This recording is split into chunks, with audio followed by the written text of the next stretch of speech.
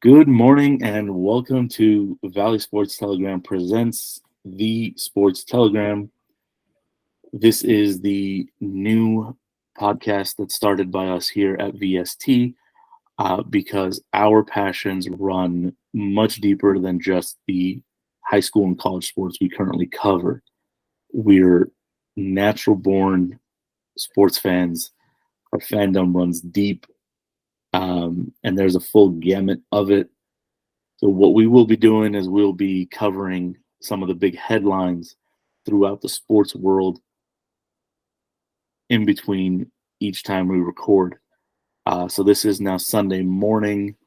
We've had one night of the NBA playoffs, and there's a lot to unpack there. And we'll get into what we're going to cover as we go. But for example, when we record again, we'll be covering everything between today, Sunday morning, and what the next day is, which will probably be a couple of days apart.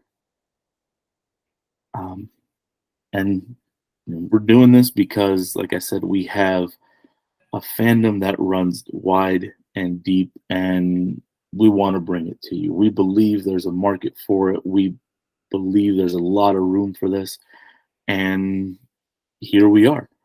I'll start with myself, as I've been introducing throughout the last 9 months. I'm Arshavir Saryan. I'm born and raised in LA. My fandom is LA deep. Comes to football, it's a little different, but NFL has broken my heart a few times.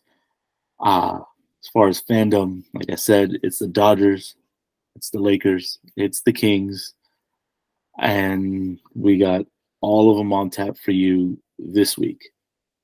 And joining me, as always, is Kenny Hodges, and I'm going to let him take it because he's going to explain to you why he is the way he is. Well, good morning, everybody. Listen, I'm excited. We're starting this new podcast, this companion podcast to the things that we already do. If you're somebody who's already been a supporter and a listener, when we do our weekly roundups where we cover the best of high school and junior college sports around our area, thank you for listening to that. But this one is going to be a little bit different. This one, we cover the gamut outside of our little bubble. And it's something that we've been talking about doing for the last couple of months, just because of a peek behind the curtain before we even get on and we start talking about things on the weekly roundup. We usually spend about 45 minutes just running the gamut of things that happen in the world of sports that we are watching and paying attention to, and the things that we're passionate about. So for us, this is just us taking those things from behind the curtain, away from when we're doing our thing, and bringing it to you and bringing our opinions and espousing our opinions of the things and that go on in the world of sports. So for me, I am originally from New York City, so that's where a lot of my sports fandom lies. I've been an LA transplant for 12 years. So before anybody comes at me saying I don't know what I'm talking about, I've been out here in these LA streets and following the Lakers and Kings and UCLA and USC. I've been doing that for years. I'm married to a USC fan, which we'll get into why that can be problematic come the middle of football season often around my parts. But I am originally from New York City, like I said, a Knicks fan. Yeah, I know. Send me boxes of tissues. I'm a Mets fan. You know what? It has been rough, but, it's getting a little better. A Jets fan, but we won't talk about that. There's no reason to talk about the Jets until number 12 comes on board. So we'll leave that there. And I'm a Notre Dame Fighting Irish fan. So, and a Rangers fan in hockey. And a Liverpool fan in soccer. So I know a lot about heartbreak is what I'm trying to tell people. This has been my existence, but because of my sad existence and it forced me to learn to love everything about sports and pay attention to things outside of my teams, because my teams often don't give me something to root for. So I have to look for my enjoyment and fulfillment elsewhere. So that's sort of where we're going to take this podcast. We are going to talk about any and everything that is hot in the moment in sports. We're going to give you our opinions. You may agree with things we say. You may not. But we're always going to give it to you straight. We're going to talk about everything because me and Arshavir both, we literally watch just about everything. Hell, I even started getting into Formula One the last 2 years. That's how sick I am when it comes to everything that I'm into. So it should be a fun ride. We hope you enjoy. We hope you guys tune in every episode of these podcasts because we're going to talk about everything. If it's relevant in the world of sports, we're going to give it to you. And there's no more true statement than that.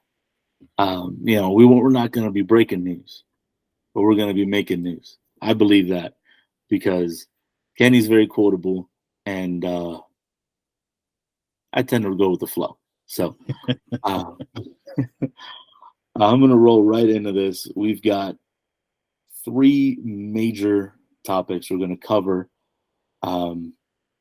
We are 2 weeks into the MLB season, and there are a couple of big storylines throughout the league and here in the Southland. NHL playoffs kick off tomorrow, and we'll dump into that right after. And we're going to finish with the NBA playoffs because last night was insanity. And that's the preview of what we got. And I'm going to roll right in.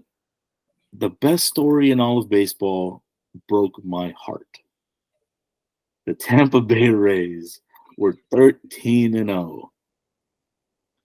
And then these bastards went to Toronto and lost the last 2 games.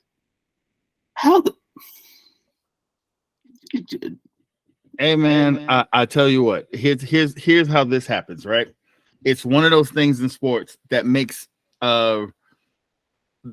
sports great, right? It's being on the cusp of history, right? 13-0. You win that opener in that series up in Toronto, that they would have officially had the best start in modern history, in modern baseball history to a season, which to say would be the Tampa Bay Rays of all teams that would do that would be absolutely incredible, that they would be the ones to be able to say they had the best start in modern history. Their numbers were absolutely insane. But here's the problem. When you start talking about division rivalries, the team that we have been talking about for the last 2 years, especially in that part, in those neck of the woods, is when would the baby Jays, with all these sons of major leaguers, when would be the season they would put it all together, because there's so much talent up there. And the way that these first 2 games have gone up there at the Sky Dome, at the Rogers Center, I don't care. It's always going to be the Sky Dome to me, but the Rogers Center, is Bo Bichette said, oh, 13-0, that's cute. I'm going to hit you with this 5 for 5 right out of the gate. And just let you know that, yes, Tampa Bay is going to be very good, but in that division, that's a 3-team race that we won't know who really is the best team there until we get further into the summer, because that Tampa Bay team is stacked, but so are the Rays. I mean, so are the Jays, and so are the Yankees.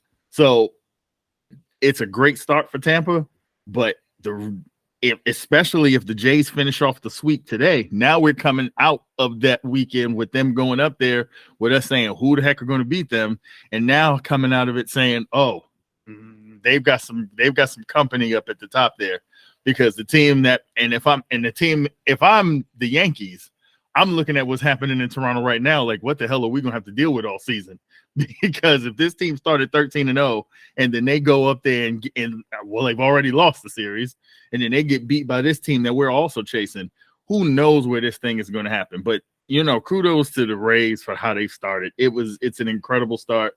They did get some bad news going into that series with losing that pitcher Springs for a couple of months, but they've got plenty of ammunition on deck. I think they were planning on bringing up one of their top prospects up this weekend anyway, so we'll see how it goes. But yeah, that was startling to see them start this way and then go up to Toronto and then promptly get smacked the first 2 times they played up there. Well, yeah, and what happened to them is what they've been doing to everyone else. Mm-hmm. They lost 6-3 and 5-2. Mm-hmm. Right? Yeah, Bo Bichette's a stud. He's been carrying my fantasy teams the last couple of years. So, and that's something we'll probably roll into a little later. And by the way, yep. This Rays team is so scary that in that game yesterday, even down 5-2, they somehow in the top of the ninth got Wander Franco up with the bases loaded. So that thing could have turned on his head just that quickly. But yeah, man, it's going to be fun. Oh yeah, it is. And I mean, but that's the thing, right? They got it done to them what they've been doing to everyone else. They were putting everyone else away, and Romano just shut the door on him. Yeah, he loaded the bases. He had 2 strikeouts. Yeah. I was like, goodbye. Yeah, exactly. When you've got that kind of a stud in the background, you lean on him, and he closes the door, and that's what he's done the last couple of games. And it really does make me excited because I've been waiting for these Blue Jays to wake up. Mm-hmm. You look at it, it annoys the ever-loving crap out of me that they're led by Springer. That cheat, I'm not going to let it go, but Springer's leading the way. And him coming in last season was huge for them. Yeah, he wasn't healthy last year. Yeah. Right. But now that he's healthy and he's leading the way, he's going to set the table. And he did it yesterday. Yeah, he went 0 for 3 in the game yesterday. But he had a 2-out RBI. He did do things, you wanted him to do. He had 2 walks in that 0 for 3. So it's not like he was shut out completely. He did some things. He set the table, and the bottom of the lineup picked up everyone else, whereas the day before it was the opposite. So this Toronto team is really, and they're 10-5. Mm-hmm. They would be number 1 in almost any a lot of these divisions in baseball.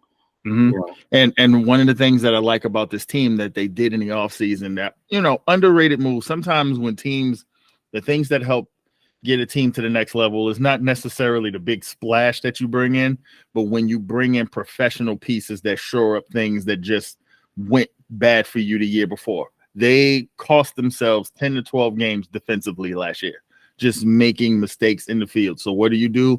You go out and at the deadline last year, they went and got Whit Merrifield, who you can play everywhere. You went and got Kevin Kiermaier to go play center field. Is he going to light it up and go and hit 300? No, but you know what he's going to do? He's going to catch everything in center field, which puts less stress on George Springer trying to cover ground, because when you got Kiermaier out there, he almost pulled a home run back yesterday, jumping up 20 feet in the air. They went and got Dalton Varsho, who is a name who, if you are a baseball fan, he might not be a guy who's going to jump off the page at you, but you stick him in left field, now you have no issues. And yesterday in that game, he had like 2 incredible catches in the outfield that saved the run. I think at least one of them helped keep a run off the board. So you're seeing them say, okay, we've got Bichette, we've got Vladdy, we've got some of these young, we got the young pieces, that Barrios trade. Awesome. They've got a lot of core young talent. Now it's time to start building around those guys if you really want to challenge to win that division, because you know what you're dealing with in the AL East with the Yankees and with the Rays. If you're going to beat those 2 teams, you need to have guys in there who know how to win, who can play every day for 162, that are going to save you runs while your guys are not tearing the cover off the baseball. So yeah, this could be this weekend series could be the Jays sort of telling the world, like, hey, no, we're for real now. Like, we've finally built this thing to be able to compete at the highest levels with the teams in the American League. Yeah, no one watching this saw was me breaking my neck nodding while you were mentioning Kiermaier and Varsho. Mm-hmm. Because Kiermaier's hitting 330 right now. Yeah. Now, if he can keep that up, that's a steal. That's a bonus. But you bring in Kiermaier and Varsho for the glove. Yep. Varsho was a stud in Arizona last year. And I know because I saw him dozens of times. Yep. Dodger fans know him well. Yeah. And Kiermaier's been doing it for so long. You just hear the name and you go, yep. You don't even really think about it. Mm-hmm. But yeah, this Toronto team is definitely in a position to try to say this weekend, we're not the number 3 team. We're not even the number 2 team. We're in the run in the be the team. And you know what? That should scare Yankee fans because San Fernando Valley's own, Sunland Tahunga born, raised, Mr. Notre Dame Giancarlo Stanton is on the injured list with a hamstring. No, he's out at least 2 weeks. What? That guy's on the DL again. 2 weeks into the season, he's hurt. He's hurt. He's hurt, man. ladies and gentlemen. And that's the thing too, because from being from back home, I have a lot of friends who are Yankee fans, and they will tell you that the biggest complaint with this dude is, oh yeah, he mashes when he's playing, but is he playing? Like he just can't stay on the field. And this season in particular, when you're talking about the Yankees, they need this guy to play. They need him on the field. They need him in the lineup because you're not pitching the Judge this year if Stanton's not hitting in front or behind him.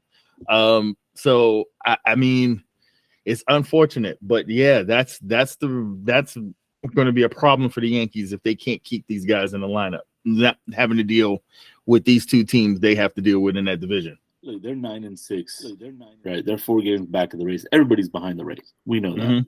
They're a game back of Toronto, so it's early, right? And if Stanton just strained his hamstring and he's out 2 weeks and he comes back and he can kind of figure out a way to play 130 games this year, if he gives them 120 to 130, right? New York's going to be fine. I'm not too worried about that team. They might not win the division, right? But I wouldn't be worried about them. They'd be in the wild card. Yeah. I can see them there, but I believe Stanton's got to give them 120, 125 games minimum for them to actually do that, because then Judge has protection in the lineup. Yeah. We'll see. I mean, look, they're already one of the top run differential teams in the league at plus 23. Yeah. No one's catching the Rays. They're plus 65, right? But you look at it, they're probably they're third or fourth in the entire major league. That's really good. Now they just got to stay healthy. And that's the biggest knock on the Yankees, is that they can't be, if they're not healthy, they're not winning. Yeah. Unfortunately for them, it's more true for them than for others, even though it's true for almost everybody. Now, speaking of run differential, I'm going to roll that right in because I was looking at the NL West. Of course I was, right? And that entire division is in the red. The Rockies are going to be terrible. We know that this year. They're not going to win anything. They're minus 26. The Giants are crap in the bed. People didn't think they were, but they are so far, and they're minus 6. They're 5-9. Yeah. The Padres. They're up and down. To me, I'm going to put this in Star Wars terms, right? They're not the evil empire. They're the first order. Not as good, just as evil. And you're just kind of like, I don't like you. Just go away. And they're -1 in run differential. They're 8-8. Arizona, who holds a tiebreaker over the Dodgers because they beat them, is a -7. Now, both teams are 8-7 overall, and the Dodgers are plus 19. Yeah, that's ridiculous. That's top 10 for sure. I think they're number 6 in all of Major League Baseball. Yeah. So if they can figure it out and not have a reliever give up 4 straight home runs, that's sort of the problem. When you look at the Dodgers and listen, Arizona was a sexy pick going into the year because you looked at some of the young talent on that team and you said, "Oh, okay, if they put it all together, they could be a team that at least is a fly in the ointment in the NL West, and maybe can make a run at the last wild card spot if everything breaks right." And they've gotten off to a good, kudos to them. They got off to a good start. They at one point they were 8-5 or something. They lost, Miami's kind of smacked them around the last couple of days. But when you look at the NL West, it's Dodgers, Padres. These are the two teams we look at and we expect with the amount of immense talent on those two rosters.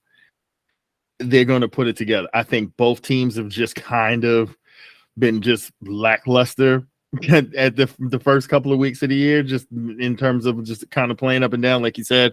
Relievers just kind of crapping the bed for the Dodgers.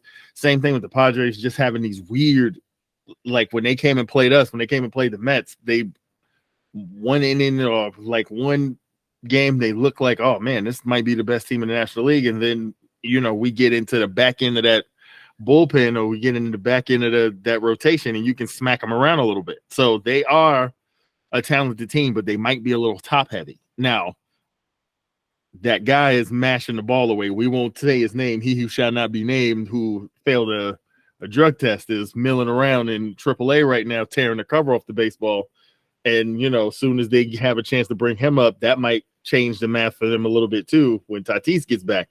But it's going to be those two teams, and kudos to Arizona. And Josh Rojas has been one of those players that have kind of jumped off the page at the beginning of the year. He's him and the dude that played for Arias, who went to Miami. They're just both of these guys. Like, they're not going to hit for a ton of power, but my God, there's nowhere you can pitch them because they just hit everything and they get on base. So he's kind of carried Arizona. I don't know how viable it is once we get out of the first couple of weeks, but hey, that's what makes the beginning of the season fun. Like, the damn Pirates are 9-6 right now.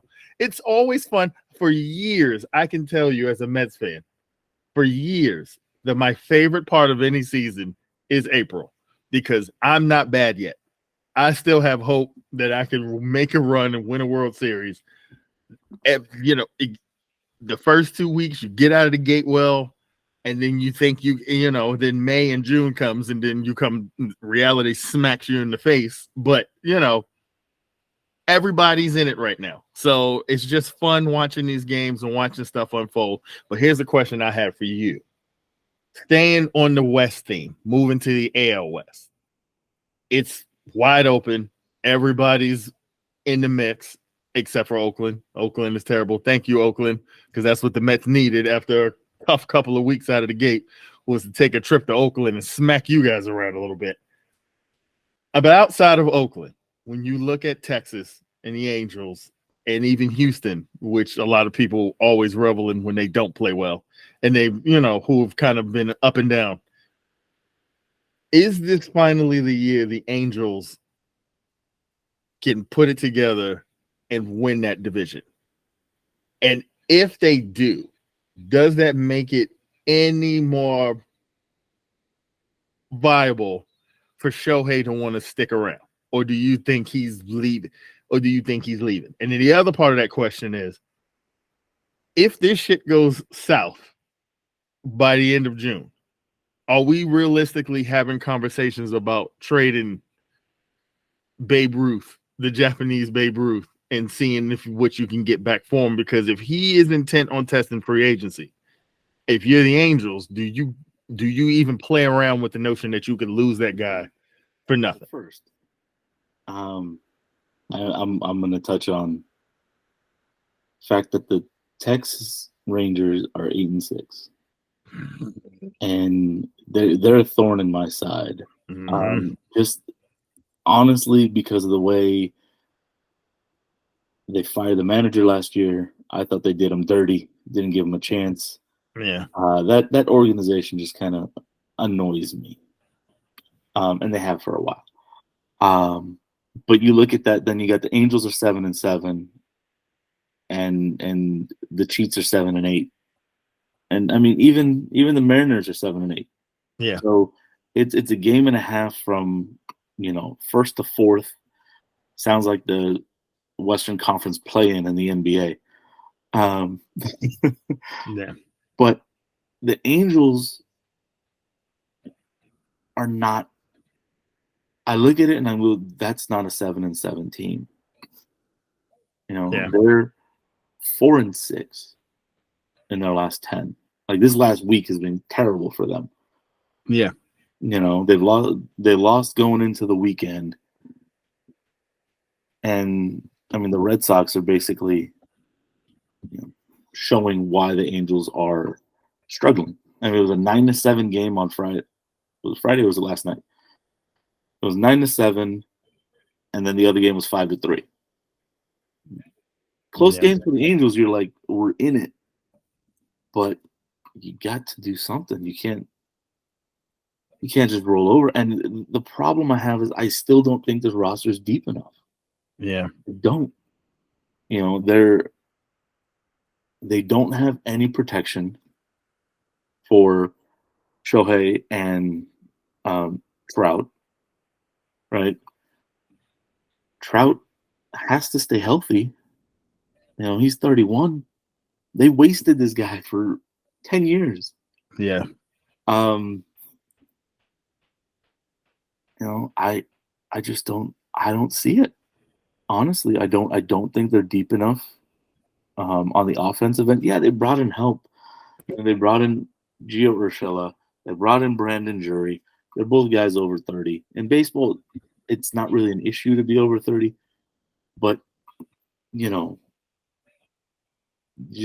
I don't think these guys move the needle as much as they should. Yeah. They're good on the defensive side of the ball. They're great defensively. I just don't think they move the needle, in the lineup. And then you look at their pitching rotation, and I'm underwhelmed.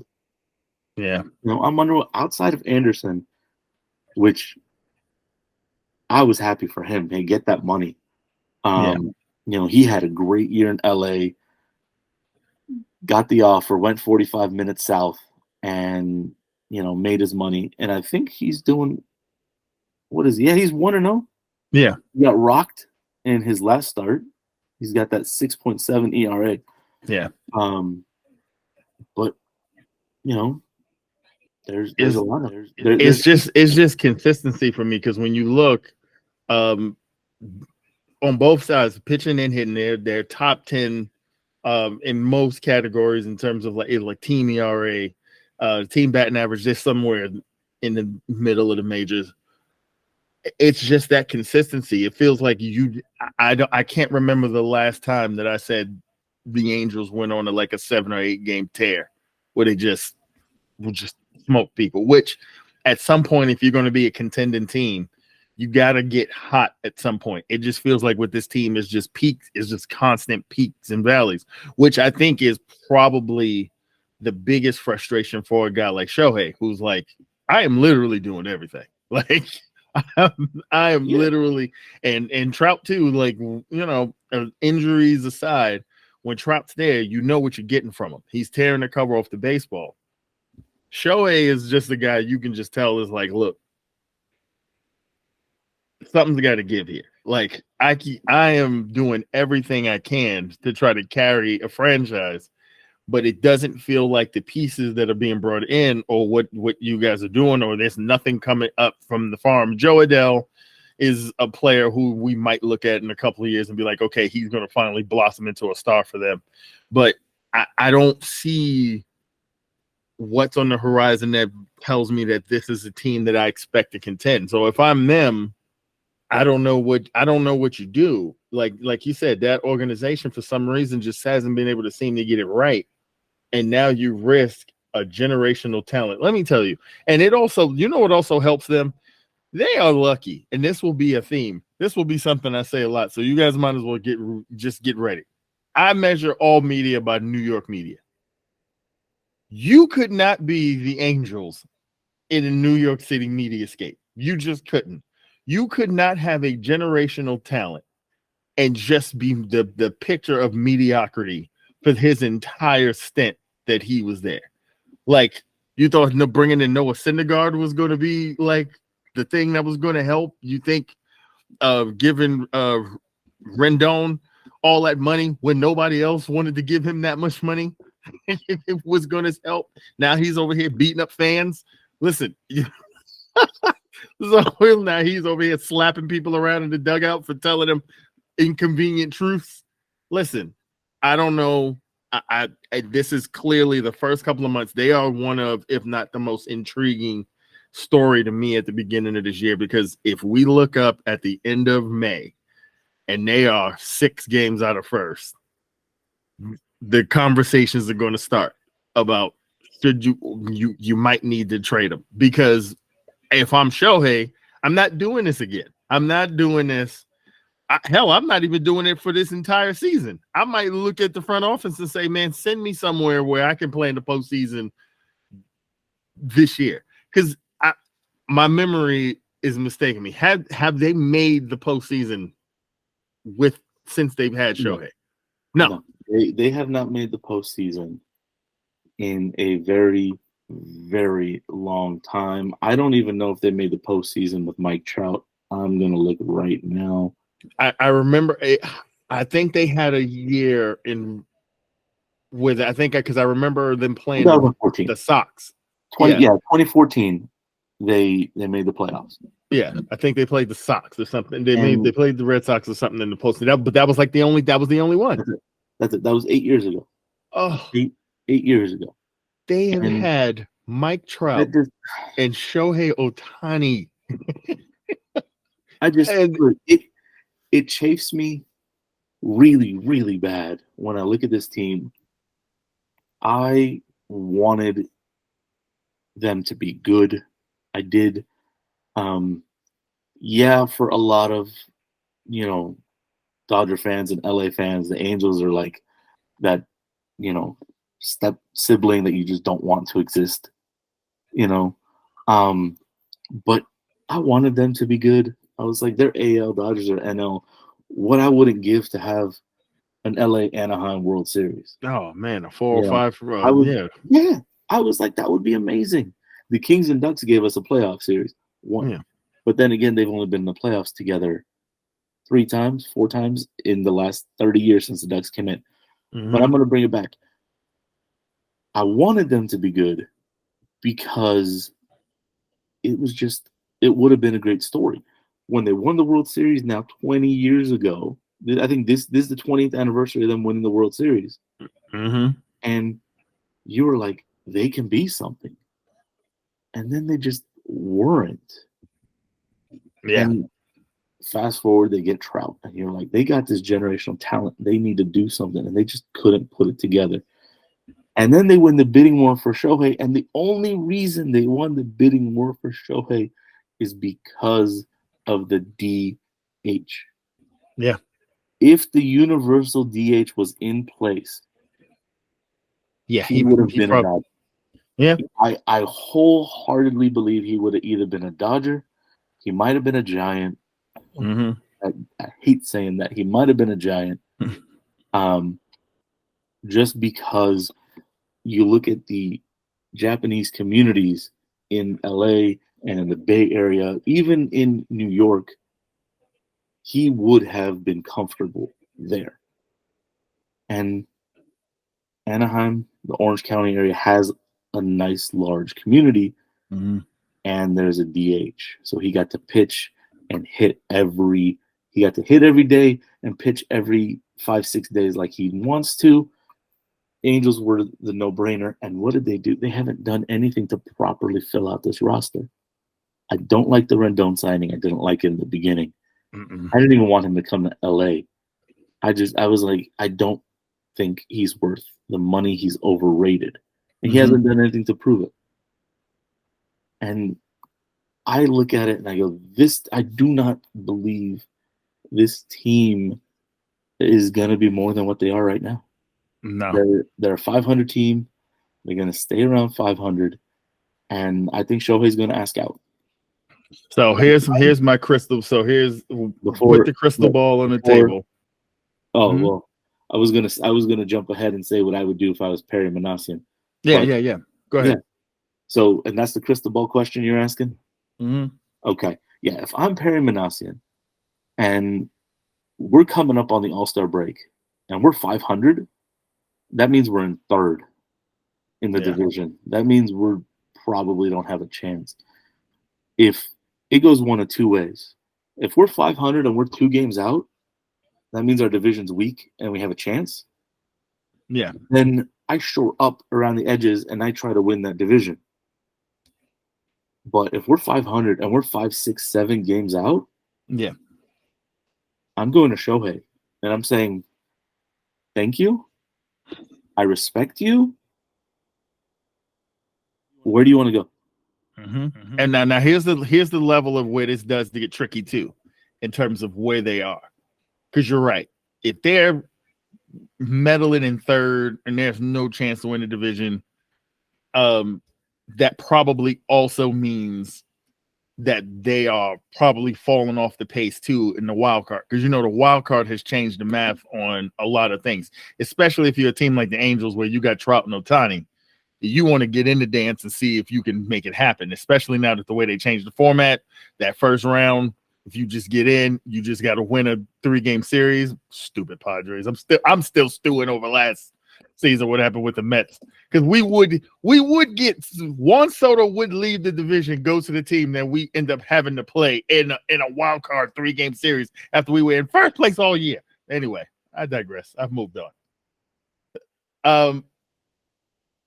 If, let's say, your first scenario, right, they're in, or your second scenario, they're in third in the division, but they're like 2 games out.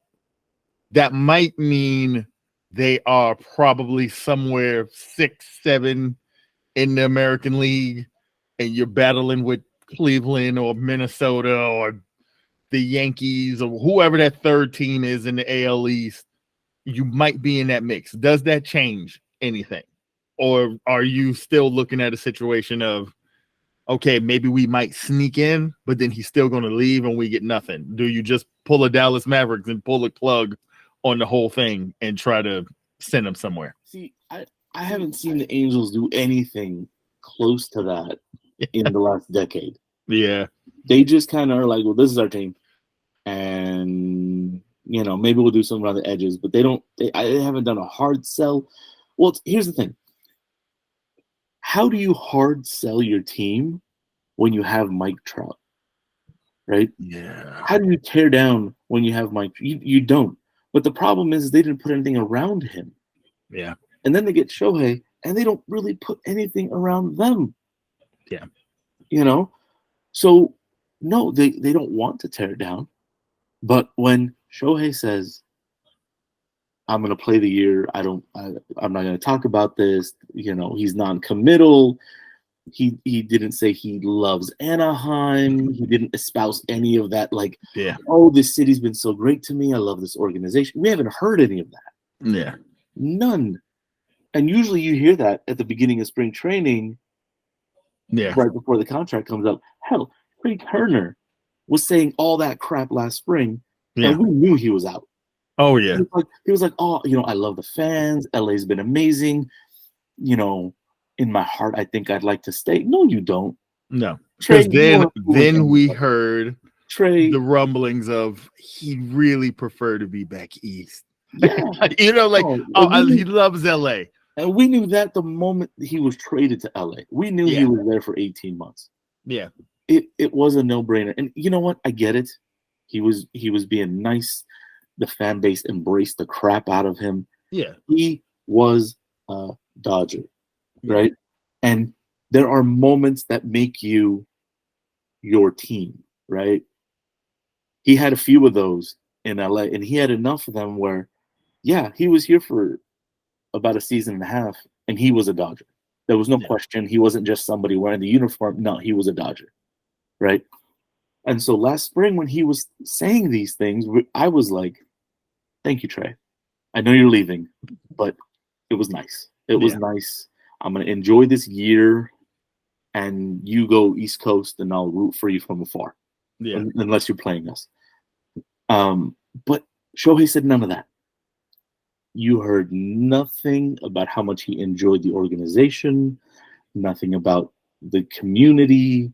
He might have said something about the fans, but I didn't see him actually he was like, there's decisions to be made. I'd like to play out the year. I want to see this. I want to see that.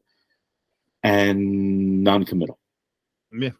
He's out. He's got a foot out. Yeah. You know, he's a competitor. He's going to give them everything he's got. But this is basically either you as an organization give us the pieces to win, or I'm out. Yeah, for sure. But I never do this, but because we're talking about it, I pulled up the standings, the wild card standings. Right, we're 2 weeks into the season. I usually don't look at it until around June. Mm-hmm. You know, because at that point you start to figure out, okay, who's going to go on a tear, or what are they looking like? But we're talking about it, so I opened it. Right, the Angels right now are 5th in the AL. They're a game and a half out of the wild card. Right, if they hold this pace, maybe Manasian tries to add a piece or two to get into that wild card. Mm-hmm. But again, if they stay 500, they're not going to hold the pace. No, they're not. And unless you can go and win 7 of 10, 8 of 10, and follow that up with not losing a lot, right? If you go and lose, if you win 8 of 10 or 7 of 10, and then your next 10 you're like 6-4, 5-5, that's okay. That's okay. Yeah. You know, because you can then string off another 6-4, 7-3. You know, if your lows are around 500 and you can then pull off some of these stretches where you're winning, you know, 7, 8 out of 10, then your team's a contender. Yeah. Or just can you just stay in a position to where, because the thing that's positive about the expansion of the playoffs is the idea, and we saw it last year, teams were less interested in just selling off all their assets and maybe trying to find that piece or two to kind of get them over the hump. Angels haven't even been in get over the hump territory, like you were saying, in years, where it's like by the time we even approach my birthday, which is always the trade deadline in August, beginning of August, by the time we even get there, we're already looking at them like, well, when are they going to consider at some point trading Trout? Because they're out of it again. Like no meaningful baseball in September. And that sucks. I think he stays, and the only reason I don't think Trout goes is because that's just not who he is. Yeah, no. If he was going to go, he would have. But before pre-pandemic, he would have been like, "Hey, y'all need to send me to Philly or something. I want to go home. I want to go east, like anywhere but here." I just think I think he's one of those guys that just like, he loves living there. He loves playing there. There's a conversation to be had at some point about how much he cared about the actual winning part of it, as opposed to, like, you know what I mean? Like, how much did that really drive him in his career, win the World Series or being part of a series contender? Because we've seen guys accomplish a whole hell of a lot less and asked to be out of places they were in. So that'll be a conversation years down the line to kind of have them talk about, like, how much time he actually wasted there. But you're right. He's the one untouchable piece. But if I'm them, I might consider trading Shohei at the deadline, unless they are like way out in front in first place. I would say I am very much, as a person who likes when things get messy, I am very much going to enjoy the Dodgers and the Giants tearing each other apart for Shohei services in the offseason, because you already know that's where that's headed. The Dodgers have made moves that pretty much are letting you know they've cleared up some room so they can make a run at him. And San Francisco, unfortunately, because Correa didn't work out, Judge didn't work out, they're just sitting on a heap of money and wanting anyone to come there and play. So they're going to be all in on Shohei, and they should be, because, my God, you want to talk about a team. And I'm somebody who sits on my MLB app, and I'll watch anything. There are two teams you could not pay me to watch them play right now. Oakland, I'm full disclosure, I have only watched the condensed versions of those first two Mets games because I have no interest in watching the Oakland A's play. Oakland and San Francisco. My God, They are just skippable content if I've ever seen it. They need anybody. They need a star. San Francisco is just it's like eating a wet peanut butter and jelly sandwich. It is awful watching them right now. I'm like, I'll turn on a game and I'm like, Michael Conforto, we sent him packing like no, I can't. I think San Francisco's gonna make a hard run at Shohei, and I think the Dodgers are probably the clubhouse leaders to get him. So, but anyway, well, before we wrap up baseball, I do want to note, out in the NL East. Sorry, bud. Bud. The Braves are 11-4, right? They're 7-3 in their last 10. Mm-hmm. They're doing really good. They've won 5 in a row. Hey, the Mets have won 3 in a row. They're 6-4 in their last 10, so that's good. But don't blink. The Braves are 2 games up on them. Well, here's my problem. Here's my problem. My problem is we're doing okay. But we knew this was what the Braves were going to do. The Braves are loaded. They are absolutely loaded. They're loaded with established talent. They're loaded with young talent. They got arms. They got so much talent that a guy that people thought was going to take the shortstop job, he didn't even get the nod opening day. They sent his ass back to the minors because they didn't need him and they run and they're not going to push him. My problem is I got $45 million we spent this offseason that ain't thrown a flipping pitch yet. We spent money on Quintana, ain't seen him. We spent money on Verlander. Apparently, he's got an armpit. He pulled a muscle in his armpit, for the love of God, because, of course, you would come to the Mets, and now your durability is an issue. So we're just trying to hold the fort. We got to figure out what we're doing at third base. I love Eduardo Escobar, but I think his best days might be behind him.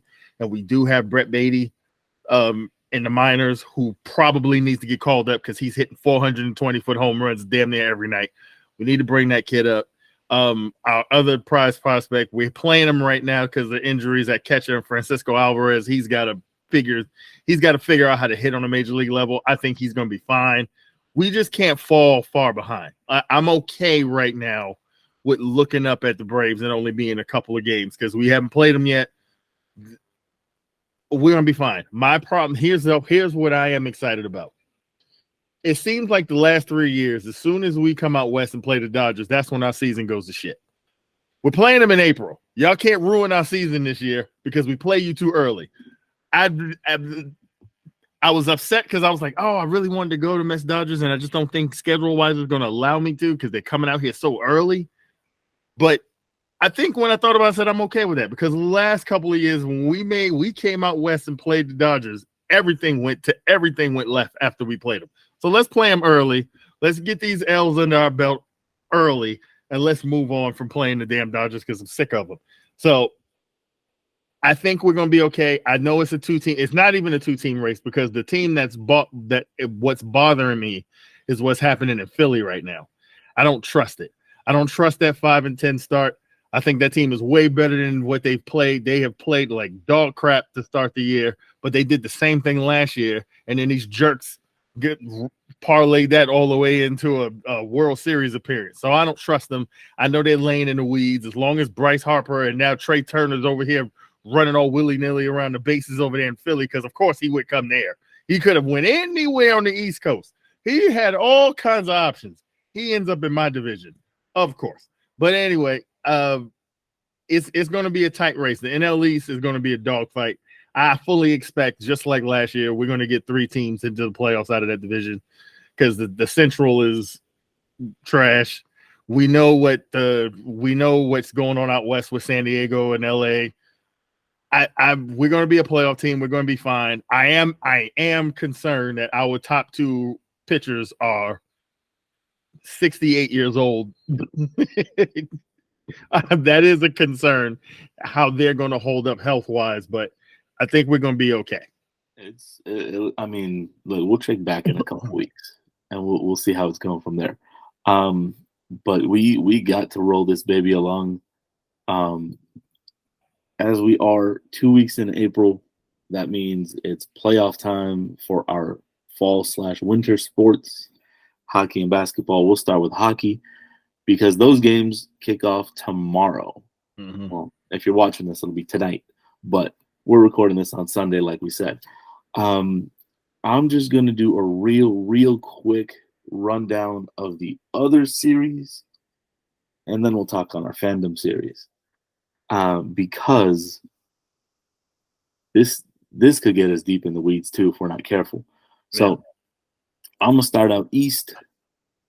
Number 1 seed Boston facing Florida. Thank you, Pittsburgh. You are not gonna be giving anybody any headaches because they fell apart at the end and ended up firing Ron Hextall and Mr. Brian Burke. Personally, I love Hexy. I don't think he got a fair shake when he was in Philly. I thought he got run out just because they didn't want to trust the process. And I also think he got the short stick. And then in Pittsburgh, he was only there for 2 years. Mm-hmm. Somebody in the NHL. Yeah, 2 years on the back end of his Stars career. Exactly. Where the roster wasn't really put. Yeah. Anybody out there, you listening, give my man 5 years and don't mess with him. Give him 5 years to build his plan, and then you're going to be happy you did. Like, he had a good thing going in Philly, and they tore it apart. I honestly think the Flyers would have been a lot better if they had given Hextall a couple more years. It is what it is. He's out. He's a free agent. I know there's at least a couple out there that are looking for a GM. He'll be okay. Yeah. Give him time. But yeah, because the team was old and crapped the bed, Boston faces Florida in the first round. That leaves Carolina with the Islanders. I think Boston's happy they're not facing the Islanders, but still, they got Matthew Tkachuk, that pest. Mm-hmm. And then out east, we also have, for the third year in a row, Tampa Bay and Toronto. If there was ever a year for Tampa Bay to get beaten, it's this year. The Lightning are the Lightning. They're great. They got Vasilevsky. They're deep. Hedman, Stamkos. Like, that team 1 through 4 in the lines is deep. But Toronto, I think this is the deepest they've been in a very long time. I'm setting myself up for heartbreak here, even though,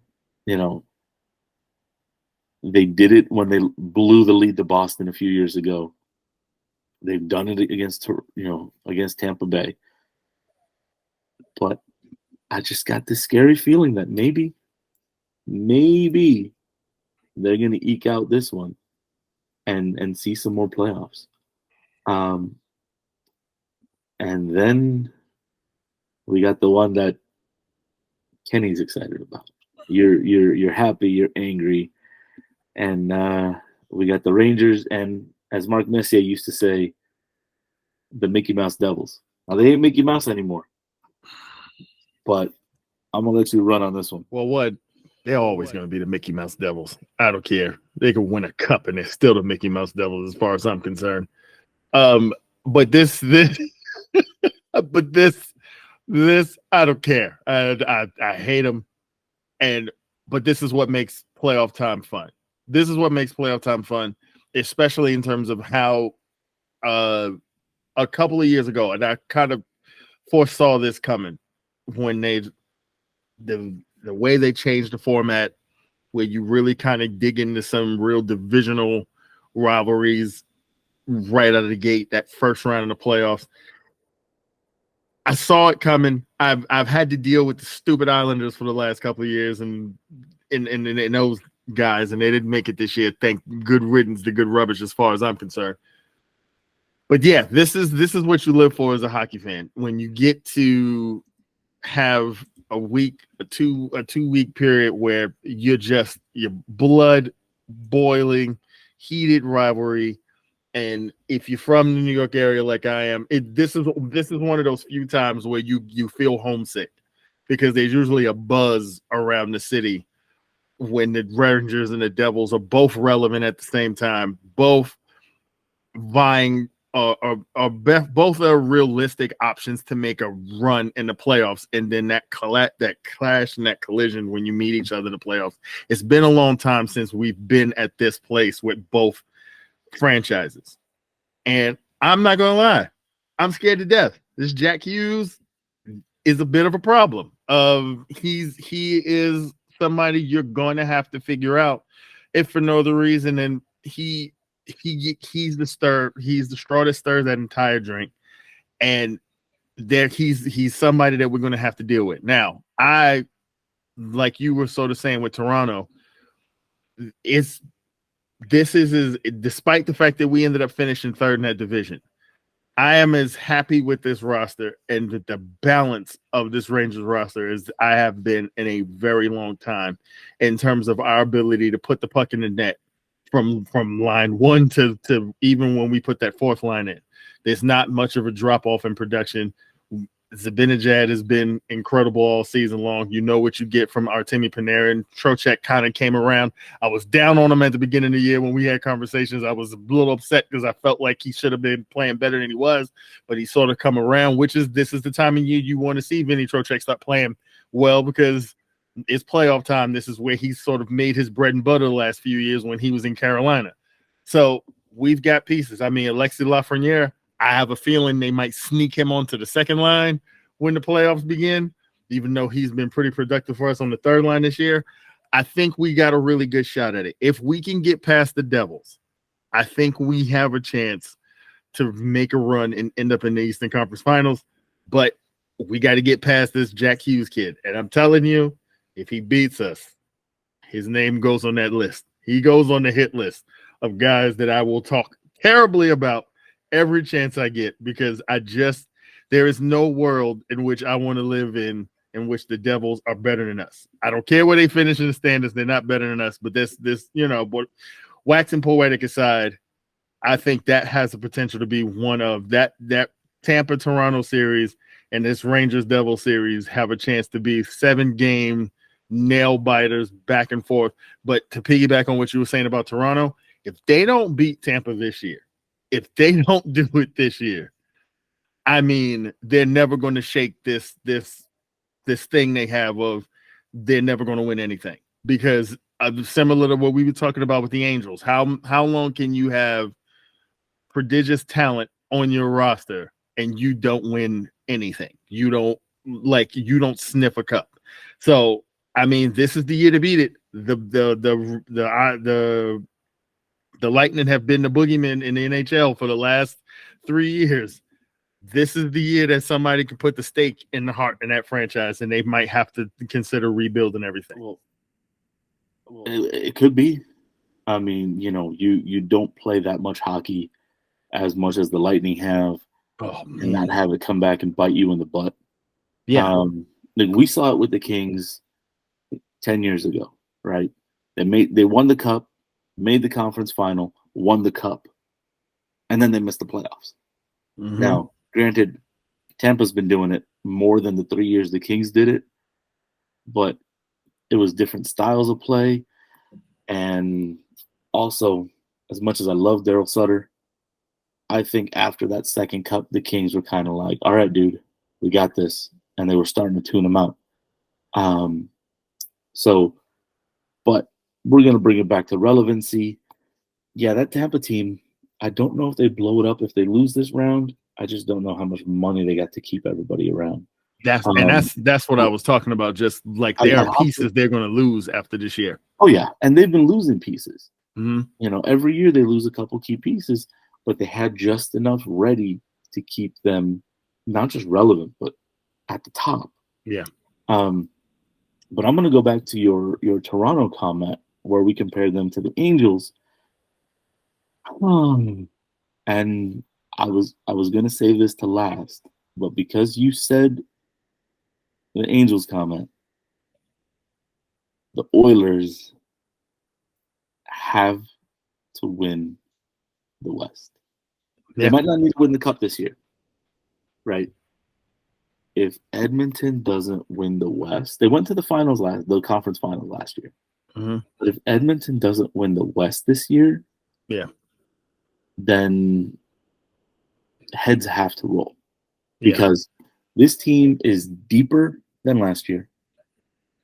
They're playing better than last year. They were the best team over the last 30 games of the season ever since Skinner took the net from Campbell. And that should scare the league because Connor McDavid became only the 6th ever to hit 150 points. They had four players top 100 points. Yeah. So there is absolutely no excuse for this team to not win the West, let alone the Cup. I mean, a Boston-Edmonton final would be the NHL's perfect dream. I'm going to censor myself. But they have to get past LA. And the Kings are deeper than they were last year. They split the season series with Edmonton. The question with the Kings is health. Mm-hmm. If Fiala and Velarde are healthy, offensively, I think they can not fully keep up, right? Because they didn't have any 100-point scorers in LA, right? Mm-hmm. But they have the defense to keep them in check. And if this defense can keep them in check just enough for that offense to do what it does, a healthy Kings can beat Edmonton in 7, maybe 6. You need a couple breaks for that. But I think this series goes 7, just like last year. And it depends on health. If Fiala and Velarde are healthy, Kings could take it in 7. I will give you I'm gonna hedge right now, and I'll give you my prediction at the end. Yeah. But out west, you also have Colorado and Seattle. And Seattle, what a turnaround from last year. They were the expansion doormat. Everybody stepped on. And they were challenging for the Pacific title all the way through early March. So they've been great. They topped 100 points. And they're going to give Colorado fits. I don't think that's a blowout anyway. That probably goes 6 or 7. You've got Minnesota and Dallas. Their second ever meeting in the playoffs. And that's going to be interesting because that's number 2 and number 3 in the Central. Dallas was leading until Colorado had their late season surge and looked like the defending champs. So that's a big one there. And you also got Vegas and Winnipeg. No slight to Winnipeg. I just don't think they have a chance. I don't. I honestly believe whoever was that second wild card in the West was the weakest team. So I don't think Winnipeg gets out of the first round. And now to actually give you my answer on LA Edmonton. Sorry, Kings fans.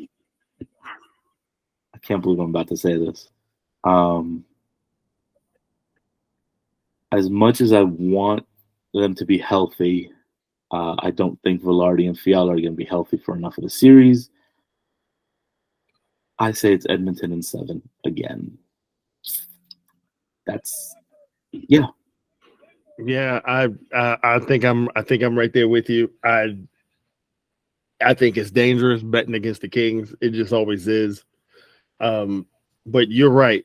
The reason why we didn't have anything settled to the last day is because those teams 1 through 6 in the West, there's not much that separates them. So when you're talking about a team that have 400-point scorers, okay, you probably should be the team, but by the end of this gauntlet in the West, should be the last team standing. Like I said, for me, if Landeskog was in Colorado and wasn't out with the knee, I think that's sort of been why Colorado was so up and down, and then they sort of McKinnon kind of pulled the reins together on that thing, and then they kind of took off towards the end of the year and kind of pulled that division out on the last day. Yes, Colorado is still dangerous, but they don't quite feel like that dominant team. Last year, they felt almost like an inevitability the way they played. They felt like you can't really stop what's coming. Tampa Bay, as valiant as it was in that Stanley Cup final where they were just dragging themselves across the finish line, there was an inevitability that it sort of felt with Colorado. That feeling does not exist with that team. Dallas is beatable. Like we talked about this, even though it feels like a coin flip. Edmonton, if they beat the Kings, you wouldn't be surprised. It feels like they should get out of the West this year. If they don't, there's going to be some serious questions surrounding that franchise and why they can't, with this sort of prodigious talent on that roster, why they can't get it done. But here's where I'm putting my stamp on this whole thing. Before they roll the pucks out, I'm telling you guys right now, this is our year. I say it every year, but this is our year. Rangers, Oilers, Stanley Cup final. Another dream matchup the NHL would not pass up. You get that New York Rangers team in that market in the Stanley Cup finals against Connor McDavid and these boys. That's what the league would love that. I would love that. Now that I said that, Jack Hughes is going to beat us in 5. I shouldn't have done that, but it doesn't matter. You got to have belief. I think that's where we're headed. Yeah, I'm gonna go with what I said earlier. I'm gonna do what no one has done as far as the teams have done. I'm gonna stick with Edmonton and Boston in that Cup final. It hurts. I don't like saying it. Don't make me do it. Don't make me do that. Don't make me have to root for Edmonton because I'm telling you right now. I gotta tell you, Edmonton is rising to a level of hate for me that the Sharks have been. And Ducks fans and Kings fans agree on one thing. We hate the Sharks. And Edmonton is getting to that level. Yeah, they're getting there. Because of what they've done the last couple of years. Because when McDavid gets pissed, he gets dirty. Yeah, he does. When McDavid gets pissed, he gets dirty. Quote me on that. Yeah. He should have been suspended one game. He should have, at bare minimum, been ejected for that check to Mikey Anderson. But it is what it is. I remember Sidney Crosby getting similar treatment when he was in his prime. Mm-hmm. So, that's why I don't miss him. That's why I'm okay with him going home, because that man has been pissing me off. It's understanding that the league is going to do that. These are their superstars. Yeah. Superstars are going to get away with more, especially ones that, because you can say the same thing with Ovechkin over the years. Like the superstar players who do attempt to play two ways, right? You know, Stamkos is not out here boarding anybody. That's not his game. You know, guys like that but the McDavids of the world, the Ovechkins, the ones that'll put your head in the board, the refs tend to look the other way on certain things, and that can be very frustrating. But overall, all in all, it is between hoping, like watching Boston and seeing if they can carry that pressure of this historic season into the postseason and actually get it done. Because everything they've done this year means nothing if you don't lift the cup. Look at me being a hater. Everything they've done this season means nothing. It means nothing if you don't hoist the cup. So there's the pressure of that for them. Ask the Canucks. Yeah. From 12 years ago. Yeah. They were the President's Trophy winner. They had that great season. And then Boston beat them. Yeah, exactly. And they were rioting in the streets of Vancouver. So yes, if you lose to the Leafs in the second round, people like me are going to be at the mountaintops laughing at you. So there's the pressure of that. That's a really interesting storyline. And then the West being as wide open as it is, where you could literally stick 3 teams realistically. You can 3 or 4 teams, you'd be like, I wouldn't be shocked if that team was playing for a Stanley Cup final. So it's going to be a really interesting playoff cycle this year in the NHL. I'm going to slide that interesting right into the NBA. We're going to finish with last night's games because there was some amazing basketball last night. Only one semi-blowout. The other games were fairly close. Mm-hmm. So, but we're going to start with the previews that begin very, very shortly here, Sunday morning. I'm going to start with the nightcap and then work my way to the kickoff game of the day, which is the Lakers and Grizzlies. But the nightcap tonight is Minnesota and Denver. Minnesota eked its way in after losing to the Lakers in the play-in. Honestly, any of those teams, right? Minnesota, OKC, tell me, because they were not playing well and I didn't really care. Yeah. But those teams that were playing, it was the Pelicans. Yeah, New Orleans, yeah. With no Zion, no juice without Zion. You know, but still, you had Minnesota, OKC, and the Pelicans. I honestly looked at those 3 teams and I was like, none of them are going to beat the Nuggets. None of them. I don't think they got a snowball's chance in hell of beating the Nuggets.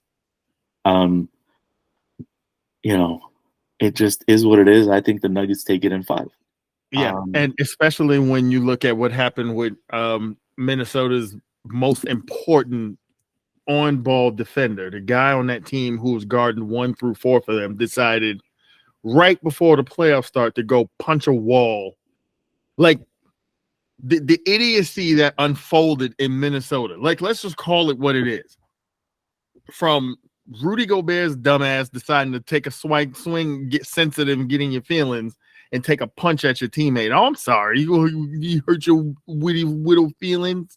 So you're punching at a teammate like a big dummy. And then this one punching a wall. It's like, I don't, what it makes me question is I like that coach. I like the mix of the young players. I still don't agree with that Gobert trade. The Lakers ended up really being the beneficiaries of what Minnesota ended up doing because they ended up with a bunch of pieces of that core that made the playoffs last year for Minnesota that helped turn the Lakers thing around. But the idea that this close to playoff time, that there would be such a lack of awareness of how you need to lock in to compete for a championship tells me, yeah, when they go to Denver, how can I trust them? Look at that playing game against the Lakers. Look at how mentally they sort of lost their way in that 3rd and 4th quarter, letting the Lakers back into that game when it looked like they were going to blow the Lakers off the mat in that first half, right?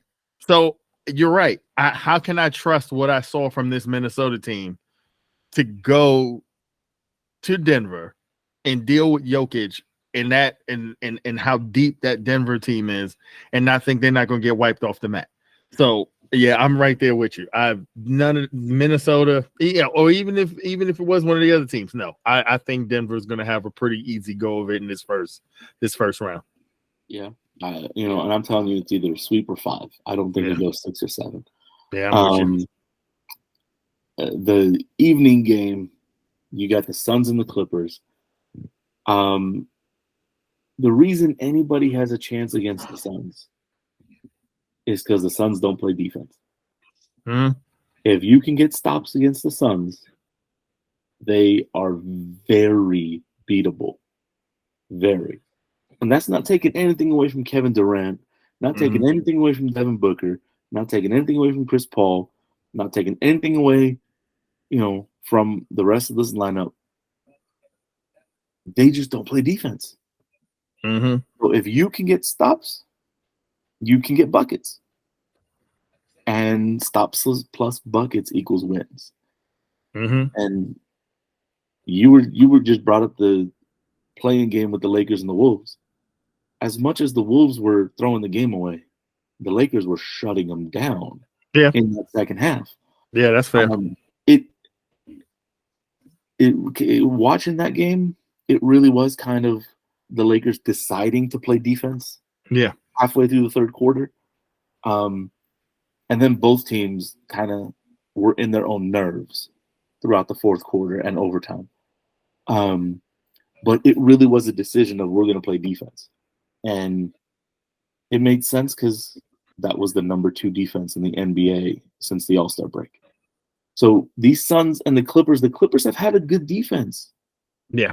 And Kawhi Leonard, as amazing as he is on offense, there's a reason he's the claw. It's his defense. Yeah. Oh no. At some point, if he doesn't start out on him to begin the series, which they might not, just to kind of ease him in, because that's without Paul George playing in his first series, because I don't think he's going to play at all in the first round series because they were taking it slow with him with that knee sprain. You rely on Kawhi's offensively, so you might not want to start him on KD to have him have to put that much energy on both ends of the floor. But if KD starts to become a problem in this series, you know what's going to happen. The claw is going to be in his kitchen. So, and to your point about Phoenix not playing defense, it's a byproduct of, like we talked about, or like I had mentioned before, we were talking about, like with Dallas. Sometimes to trade for a star player, if you feel like you plateaued, when you trade for a star player, there's something you have to give up. A lot of times it's either your depth, sometimes it's guys on your roster who are better defensively, and that's 2 issues with, while they are now wildly exciting offensively, when you're talking about putting Kevin Durant and Devin Booker on the wings, and then you've got Ayton and CP3 run in that pick and roll action. And yes, but the problem with trading for Kevin Durant is you took Cam Johnson off this team, you took Mikal Bridges off this team. Those were 2 key defensive cogs for this team. You took length off the perimeter, and you hurt your depth. Because the thing that I hate to admit, because I hate the Clippers, is the idea that this looks like the deeper roster. They are dangerous. Even without Paul George, they are 7, 8, 9 guys deep that they can run at you. So if you Phoenix, you want to run us out of the building, you're going to get tired before we do, because you got to rest them. But CP3 is 420 years old. He had to sit down at some point. You guys are not going to be able to run the floor with us, because like I said, now this team, they added Bones Highland at the trade deadline. This is a deep Clippers roster. I hate to say that, but that is where this series could become real tricky for Phoenix. Any foul trouble, anybody comes up lame or limping or banged up, they could find themselves on the wrong end of a 6-game series. Very well could. And, we're talking Clippers depth, and as is my way, I'm going to bring it back to the Lakers and Clippers. Mm-hmm. When they played just 10 days ago. Yeah. Every time the Lakers made an offensive run, Kawhi switched onto LeBron. Yep. And made life difficult. Yeah, LeBron wasn't the only one scoring when they were cutting a 21-point lead to 5, right? But when that lead was getting down to 5, Kawhi switched over, and now all of a sudden, the Lakers' offensive rhythm was gone. And that's what Kawhi does. If he's not shutting you down on point at one person, he's a disruptor. Mm-hmm. And he will get in the middle of that Phoenix offense, and he will disrupt the ever-loving crap out of it. And if Phoenix is a little banged up a little bit, or they just don't figure out what to do, yeah, I could see them on the short end of this. Yeah. And depth is an issue. And then I'm going to roll into the Heat and the Bucks which is the afternoon game. You know, the Heat have been wildly inconsistent. They're not playing to the identity that got them to the NBA Finals. They don't have the same pieces exactly. But when you've got Jimmy Butler and you have a team that feeds into the identity that he brings, which is work like a dog, which is hound the ball, offense, defense, you're getting 48 minutes of hell, right? This team did not belong in the play-in, but they were. Yeah. Because they were inconsistent, they weren't healthy. You know, and Milwaukee just put it all together again and again. And I'll tell you, selfishly, I want another ring in Milwaukee. Just, I don't know if this is, I don't think this is the year. You know, I think they get out of the series. I don't think it goes 7, maybe 5 or 6. But they're still deep. They're still well-rounded. You know, Giannis is always going to be Giannis. Chris Middleton's getting healthy. Look out. Yeah. Chris Middleton is getting healthy. You know, and Drew Holiday, another shout out to San Fernando Valley boy. As one of our San Fernando legends put it, he is now the king of the valley, Drew Holiday. So you look at that Milwaukee lineup, and this is a team that I believe should be in that Eastern Conference final. Will they get there? I don't know. It depends on the next round. But I think they get out against the Heat. Yeah. I don't think they have. I don't think they have many issues getting past the Heat. I just think the depth is an issue when you're talking about the Miami Heat. And when you're talking about a guy like Giannis, puts so much pressure on your defense because of the way he attacks downhill. It puts a lot of stress on Adebayo. It's going to put a lot of stress on Kevin Love to try to contain him.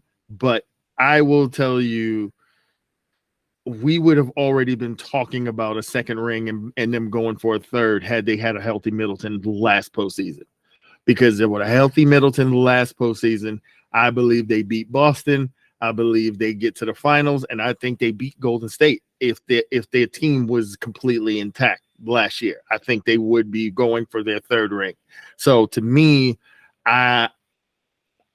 Boston is going to be tough to deal with, assuming they run into them Eastern Conference Finals if they get there. Philly will definitely be a tall task to deal with. But in terms of just sticking with like the first round series, Jimmy Butler is going to steal one, maybe two, because that's what Jimmy Butler does. He is as fun a competitor to watch on an NBA court as anybody in the league. I expect him to steal a couple. Hell, they might even steal game one just because of the momentum they're rolling into, having already played, and Milwaukee's kind of been sitting around for a week. But ultimately, this is Milwaukee's series to lose. If they lost this series, I think in general people would be shocked. Yep. And now we're going to roll into the afternoon game before we jump into the recap from last night and wrap it up. Okay. This is the Lakers and the Grizzlies. And I'll tell you, the closer we got to the playoffs, the more and more I was telling everybody, and I'm pretty sure I told you this, I'm not scared of anybody. As if I'm the Lakers, I'm not scared of anybody out west. Maybe the Nuggets. Outside of the Nuggets, I'm not scared of anybody. Why? Well, they're well-rounded. They got the number 2 defense in the NBA since the trade deadline. They're shooting the ball not as consistently as they like, but that Minnesota game was proof. They shot the ball terribly from the outside. But when their defense woke up and decided to actually play defense, they went downhill. and they went into the paint, and they're like, well, okay, the shots aren't falling, so we're going to go inside. And then guess what? LeBron hit a bunch of threes. No one else was hitting threes, so LeBron hit a few threes. And that's why no one scares me looking at this Western landscape. No one can really match what they do on the inside except maybe the Nuggets. The outside, when they're on, you can't stop them. You know, Troy Brown Jr. can hit threes. When D'Lo's on, D'Lo is amazing. Yeah, he's been pretty inconsistent the last couple weeks, but you never know when he can go on a heater. He's like a microwave, pop and on, and when he's on, he's on. You know, Malik Beasley, he's someone who has been inconsistent, but you have to respect his shot 100% of the time, because all it takes for him is one, just like D'Angelo Russell. He makes that first one, oh, shoot, he can go for 10.5, which he did. So, yeah, I'm not scared. And then you've got Austin Reeves playing two ways. It just up and down with Schroeder, and then you got Wenyen Gabriel, and you got Vanderbilt. There's just a lot to like after the deadline, and they might be missing a key piece in the front court behind Davis. But outside of that, I'm not scared at all. Yeah. Big and to me, it all boils down to, with all those things that you mentioned, the last name that you said is the key to everything. If Anthony Davis continues to be the guy that he has been this last month, which is what we know he can be, which is a guy that nobody in this league can stop me from getting to the boards, can stop me from getting to the basket, can stop me from getting what I want. And on the other end of the floor, if you bring that shit in here, I'm packing it. Don't come in here, because I'm everywhere. If he is that guy, especially when you look at a Grizzlies team that they're a little light in the ass because Steven Adams ain't playing, go attack them. Who is stopping you? They don't have a big that is in your league. Now, Jaren Jackson Jr. is an amazing player. He's a great player. But go put fouls on him in the first quarter, and let's see how good of a player he is when he's got to navigate playing 3 quarters with 2 fouls in his back pocket, because 8 minutes into the game, you already had sent him to the bench in the first quarter because he can't stop you from getting what you want. He has to be the guy for them. LeBron is 38. He looked like he was about to pass out by the end of that overtime. He was exhausted. So he is still a great player, but it is time for us to recognize that he is number 2 and Davis is number 1. Everything sort of revolves in around that. They find easier shots when he's being aggressive in and around the basket. So for me, this series is all about Anthony Davis putting the Memphis Grizzlies in their place, because everybody, I don't care, outside of Memphis, unless you're just a person who hates the Lakers and Boston, outside of Memphis and Boston, I think most people are looking at this series and saying, give those Grizzlies a bit of humble pie, because what we've seen out of them this year, between Ja's antics off the court, on the court, between Dylan Brooks' antics on the court, between just in general the way the Grizzlies are sort of behaving themselves or have carried themselves like they're a team that's already won something. Because you heard Draymond Green's been telling you all year, my biggest issue with them is, they're talking, but they're talking like they haven't won anything the way that this team behaves. I think a lot of people are looking at the Lakers and are saying what we all knew going into the postseason, which was, man, if these dudes can get in, they are as good as anybody in the West. So I think this is going to be a fun series, and I wouldn't be shocked if the Lakers went in there and took the first game, just because why not?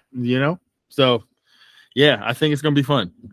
Yeah, and it's gonna be, I think, a heck of a series. Either way, I think it's gonna be one that's entertaining. And we're gonna go into our wrap up of all this, recapping some of the action from last night. I'm gonna gloss over two of the matchups because the other two deserve a lot of attention, and we're running out of time here. So Philly spanked the Nets. It was a 20-point win. I don't, That's what we Brooklyn. expected. Yeah, you got another playoffs. You get a clap. You did great. Yeah. The Mikal Bridges has shown, the quick note on that is Mikal Bridges has shown, like, hey, if you make me a number one option, I can do some things in this league. He's a really good two-way player, but we know what's going to happen in this series against Philly. So you know what? If I'm Brooklyn, I'm using this as evaluation as to who's going to stick around so I can build around Mikal Bridges. Yeah. And it's going to be an interesting offseason for them. And then the other one, it was pretty close until it wasn't. Boston beat Atlanta 112-99. Honestly, I wasn't very surprised, but hey, Atlanta put up a fight. And this is going to be interesting to see how much of a fight Atlanta has throughout the rest of the series. And now the last two. The two that I've been waiting to talk about all morning. The New York Knickerbockers went into Cleveland and told the Cavaliers, we don't care. We're taking this. 101-97. Kenny, run away with this, baby. This is all yours. Series. So here's the thing, right? That the big through line throughout this series, and like Stephen A has said 1,000 times, we cannot lose to Donovan Mitchell. We should have traded for him, and it would be the ultimate poetic justice that the guy that we didn't pull the trigger to trade for, is the guy who comes in the first round. And let me tell you something. He did his damnedest yesterday, because he, at points in that game, Donovan Mitchell was unstoppable. But what I will say about this New York Knicks team, and they've sort of proven it all year, there is an old school 1990s toughness that Tom Thibodeau has sort of brought to this roster of, okay, if the game's ugly, we're fine. If we're playing wide open, we're fine. But the thing that the Knicks are always going to do, they're going to kick your ass underneath. Mitchell Robinson is going to get a bunch of offensive rebounds. We traded for Josh Hart, who has been one of the best offensive rebounders from the guard position since he stepped foot in the league. So we've got a little depth off the bench. And I owe Julius Randle an apology. Famously, about a month ago, we were having a conversation off air, and I was saying I hate Julius Randle because in the moments, yeah, he's shooting threes and he's doing all of this stuff, but in the moments where we need him to do the intangibles in the last few years, he just hasn't been there in those moments. I don't care about all the points you score. If you are a New York Knick and you are supposed to be our leader, you got to do the little things. And what he did yesterday was, in the biggest moment of the game, he grabbed an offensive rebound that basically put the game away. That's the stuff we need from Julius in this postseason. If we're going to beat this Cleveland team with all that damn length they have with Evan Mobley and Jared Allen down there, with Donovan Mitchell and Darius Garland and Okoro and all this talent they have, we got to be dogs, because it's going to be a dogfight. Because every game in this series is going to be like this game was yesterday, where one team lands a haymaker, the other team comes right back. The other team lands a shot, the other team comes right back. It's going to be this for 6-7 games, however long this series goes. But I will say it makes me feel like we really have a shot to win this series, for you to go into that building as loud as it was in game one, and Jalen Brunson, who, like I said, Dallas, y'all messed that one up, because you should have kept this kid.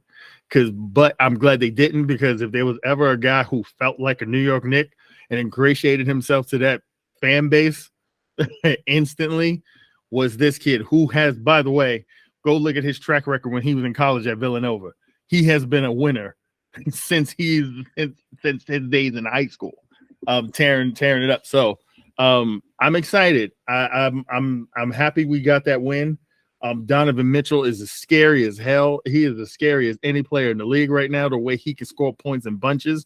But I think what the Knicks established by winning that game is that if you thought we were going to be, if you thought that the Eastern Conference was just that top four and there wasn't anybody else capable of making noise, the Knicks are showing you that this is what we all thought that this Tom Thibodeau team could be this year, which was just get in the playoffs. And we all know how the game slows down, and you got to be able to play in the half court. So the teams that can defend are the teams that are going to do well, like Milwaukee has done the last few years. They can lock you up in the half court, like the Lakers have shown here down the stretch. They can lock you up in the half court. The Knicks are the same way. They make life difficult in a half court, and when you have to play the game half court and not get up and down. So it was positive. I think this is going to be a physical series. We landed the first shot, and we'll see if we can take both. It's definitely going to be a heck of a series for you guys. And I'm here for it. I think this is going to be a fun one, up and down. Yeah, I think it goes 6 or 7 either way. Yeah. Though if it goes the other way, listen, I'm giving everyone who's going to listen to this podcast fair warning. The next couple of weeks could be very volatile for me in terms of my temperament on these shows, because between the Rangers and the Knicks both being in the playoffs at the same time, this is what I want. I want for everybody to be relevant come springtime, but also realize there's a bit of a volatility with having your teams playing at this time of year that, depending on how it goes, I don't know. There might be some chairs thrown around in my house, but it's still going to be fun nonetheless. Like what we getting ready to talk about with that game that transpired up north last night. As somebody who is a lifelong Laker fan, I have absolutely zero love lost for the city of Sacramento when it comes to basketball. I have almost a natural disdain for that arena. But I will tell you this. To see it rocking, to hear the cowbells, to just embrace that atmosphere, it was amazing last night. And then they played a hell of a basketball game, going toe-to-toe with the Golden State Warriors and eking out a win. I mean, look, this team is young. This team is exciting. But you know who the linchpin is for me? Yes, Sabonis and De'Aaron Fox. For me, it's Malik Monk. Yep. Yeah. This young man has come in and helped take this team to another level. He went 13 for 13 from the free throw line, tying an NBA record. Thank you very much. And he is the one that I, in my heart, want to root for on this Sacramento team, not the rest, because the rest, I can't. But Malik Monk has got a special place in my heart. And what he did yesterday was phenomenal. I mean, De'Aaron Fox went off for 38 points, right? But I honestly, watching that third and fourth quarter, it was Malik Monk. He was the linchpin. Fox went off. Sabonis was great. But every time it seemed like Golden State was getting ready to land a haymaker, there was Malik Monk. And there we go, 126, 123. Sacramento was up. So, I mean, what are your thoughts? So, to piggyback off of that Malik Monk point, something I had written down that I was going to mention with him is whenever a team makes an ascension or a jump the way Sacramento did this year, you always kind of have to look and see, like, okay, so what did they do, right? Obviously, they traded for Sabonis. That was a huge move for them when that Halliburton deal, when they got Sabonis back. At the time, it was like, oh, is that guy going to like pout and want to leave because Sacramento wasn't good at the time? But they stuck it out, and they realized with him and Fox in combination, you've got something. Both of those guys being lefties, that left-handed pick and roll has killed people all season. But when you're talking about a leap, right, you had Harrison Barnes there, who's got all that championship experience in Golden State. He stuck it out long enough, and he's rewarded for sticking it out in a situation where he got traded there. They were not good. He stuck it out, and now he's being rewarded with being part of a really good roster. When you look at the young guys, Keegan Murray, the draft pick from this past year, hit more threes in a season than a rookie ever has before. The kid they drafted 2 years ago, the Davion Mitchell kid, who, by the way, you know what his nickname is? His teammates call him Off Night, because when he defends you, that's what you have. His nickname is Off Night. But Malik Monk is special in terms in this way. His career has been marred with just volatility. Like, you don't know what you're going to get from him on a nightly basis. He might light you up and go 8. You saw a bit of it when he played his little stint when he played on the Lakers. I experienced it a little bit when he had a little quick little cup of coffee when he was on the Knicks. The guy can kind of carry an offense at times, but then sometimes he's a little bit, don't know where he is or what he's thinking. He's chaotic. But when Mike Brown was asked about it, he said, yeah, that's why we wanted him. He was like, I knew that I needed a guy who I could put with my second unit, or when I put him in the mix on the first unit, his job is to go. When he has the ball, you push, you attack. We live with the mistakes, but we know it can be successful. And even when you watch that game, like you said, that second half, Malik Monk would get that ball 3/4 court, and he was go. He was attacking that defense, getting to the foul line, creating space for his teammates to operate. And Mike Brown said that has been our key all year. Yes, De'Aaron Fox, like I said, 38 in his playoff debut. Amazing. Another young man who, he was up in Sacramento. There were a lot of guys who might have been at this point in their careers like, man, I got to go somewhere else. He spent the first 4 or 5 seasons of his career getting his head kicked in, but he stayed the course. Yeah, he signed his rookie extension like most rookies do, but they actually showed him that owner, when they took over, said, I'm going to build something here if you stick with it. And they started to put a roster around him, and that's what you wanted to see in his first playoff game. But Malik Monk last night, he just gave Golden State fits, because there's a sizable uptick in the energy when that guy is on the floor. So this is not a fluke. They didn't get here by accident.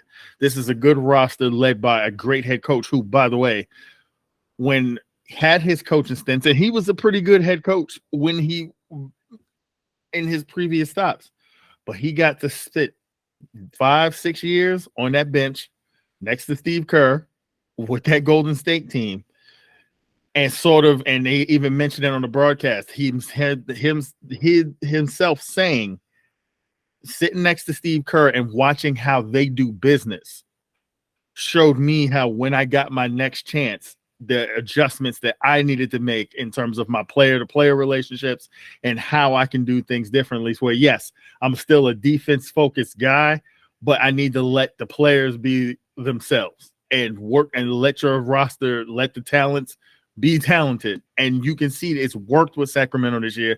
And in turn, it's going to give us an amazing series, because this is going to be back and forth. Golden State is way too talented. You saw what Steph Curry did. That man is a menace. Anything past half court is a makeable shot for that guy. And when he gets hot, and Klay Thompson, while nobody's paying attention, turned back into Klay Thompson down the stretch in terms of his ability to shoot the basketball. Now, Wiggins got to work himself back into shape, but we know how dangerous he can be. this is going to be a fun series, and all of these games are going to be 120 to 118 in the fourth quarter. Every last one of them, because the thing with Golden State is they want to outscore you, but this Sacramento team is built on the notion of there's no back down. We're just going to attack downhill for 4 quarters. So it's going to make for fun basketball. That game was fun. I think this series is going to be fun. It is. And like you said, it's going to be back and forth. Neither team is going to give up. I could see this going 7, and each one of these games is going to be 118, 121, 125, 124. They're going to be high scoring. And right before we wrap it up, to bring the other point on Malik Monk, is he figured something out last season in LA. Mm-hmm. And it was a key, because when he was wrapping up that year, it was just this Malik Monk seems to have found himself. Mm-hmm. And someone's going to pay him. And the Lakers only had, I think, the $6.5 million exception last offseason. So we knew it wasn't going to be LA. Happened to be Sacramento, and he is fulfilling that next step that it was kind of apparent he was ready to take. He just had to be in the position to do it, and he's got the coach that let him do it. Oh, and by the way, Brown was named the Coaches Association Coach of the Year. Mm-hmm. Well deserved, right? We'll see if he gets the official honors, the one that's viewed by the national media. Yeah, but he's still Coach of the Year. They can't take that one away from him. This is going to be an interesting one. I'm excited to watch. Yeah. So and like I said, and the only reason why Monk didn't get is not really in the running for most improved player is because what Larry Markkinen did in Utah when after that trade, he was ridiculous. But he has, you're right, he has grown leaps and bounds from his season last year in LA to what he's doing now in Sacramento. Yeah. So, and there were signs that it was coming, and he put in the work and turned the corner. Yeah. But on that note, we've got that's exciting. There's exciting games today, like we talked about. We've got the NHL playoffs kicking off tomorrow, which you're watching this, it'll probably be tonight. So there's a lot, and stay tuned, because we're going to be back. And when we come back, we'll be recapping, we'll be jumping on whatever big news is going on, and we'll be showing love, because that's what we do. So, and like I said, if you like what you're listening to, leave a like, subscribe, leave comments. We'll go through those too. We put your 2 cents in, and we appreciate the support. And we're gonna bring these multiple times a week, because, like I said, sports is a passion of ours. We love talking about it, and hopefully you've enjoyed what you listened to. And we hope you stick around for more, because we're gonna have a lot more coming. And on that note, we will see you all in the near future. Take it easy. Peace.